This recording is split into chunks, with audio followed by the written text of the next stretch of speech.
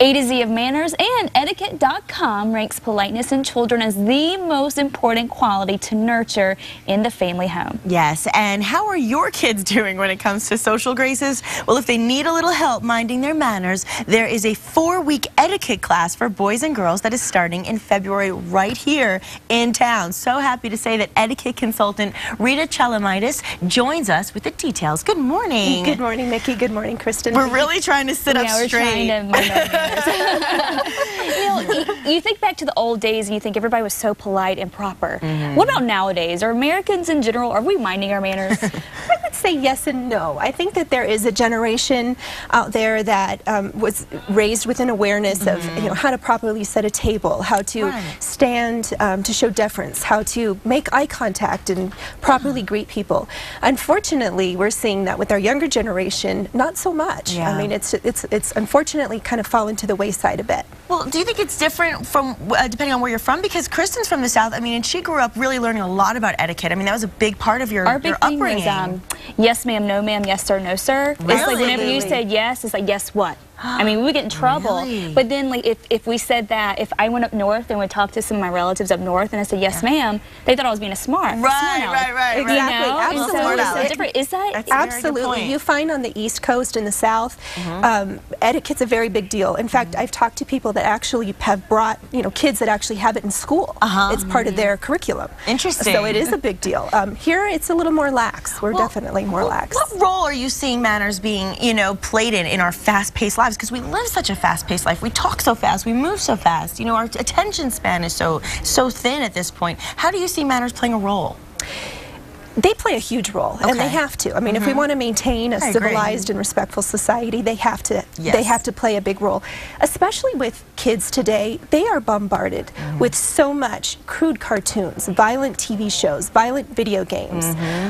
They're influenced by things that maybe the older generation wasn't. Kids text to one another. They don't talk. And so you see that it's more important now than ever that we try to balance some of those influences and we teach kids the importance of considerate behavior towards one another. Where are you really seeing like the slide in when it comes to manners? Where's the weak area with the younger generation? Technology. You're seeing kids, I know so many young kids that I try to talk to, even family members that are constantly looking at their devices and they won't look up from their iPhones. I mean, we all do it. I do it. How many times a meal are you at a table and you're looking at your phone instead of talking to the person you're with? You see it at restaurants. People have their phones out on the table, and so you just you worry about the value, because there's nothing that can replace the value of face-to-face contact. Absolutely. Nothing. And so you have to just try to make that a point with younger kids especially. So true. Right. Now, why do you think parents should be concerned about their kids' manners? Parents should be very concerned because it's a well-known fact that children that grow up with good manners, that are polite, they're more self-assured in social settings, and they're more successful. Whether they're in adult relationships, they're more successful in the workplace, in college. It's just vital. It's a vital life skill that kids really need to have. Probably getting and maintaining a job as well, I would imagine, with good manners is a huge plus, because you could even get hired from having good manners on the interview, but if you don't continue to maintain that throughout your career, people notice those things. Right, and companies don't want to put you out in front of their clients at a dinner or a lunch date if you are, chewing with your mouth open, doing, belching, elbows on the table, all those things. Those are things that you have to be concerned about. So what is it like for you? I mean, tell us a little bit about your role as an etiquette consultant. Interesting to us. It is interesting, and it's fun because I'm passionate about it. I have been for the past decade teaching social skills to adults here in Albuquerque with a company called Strategy Works, Inc. Okay. And so what I have seen over time is that there are young adults entering into the workplace that don't have some of these vital social skills, and they're struggling as a result.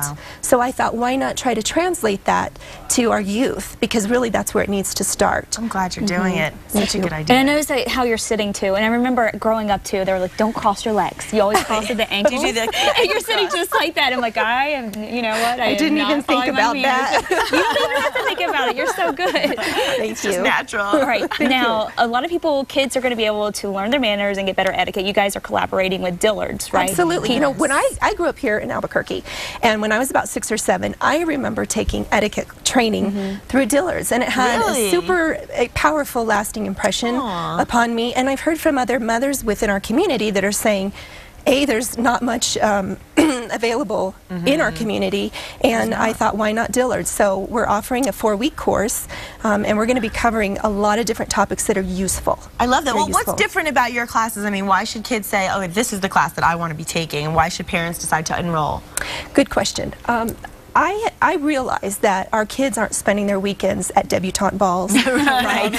Sipping afternoon tea. Those things, to me, aren't as relevant today. So I make my classes very relevant to the issues that families are facing today. I use lots of games and activities to reinforce learning. I want it to hit home.